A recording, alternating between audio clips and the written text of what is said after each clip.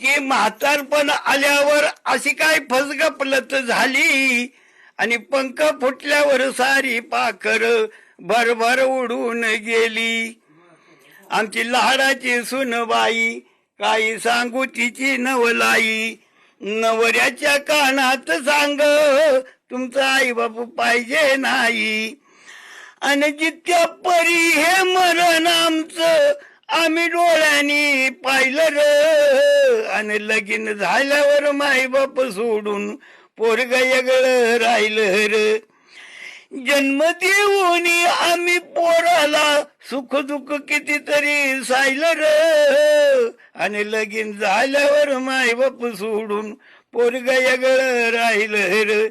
अशा वयात कुठं आम्ही जावं, काही खावं आणि काही प्यावं, या पडक्या घरात आम्ही कसं आम्ही वरावं.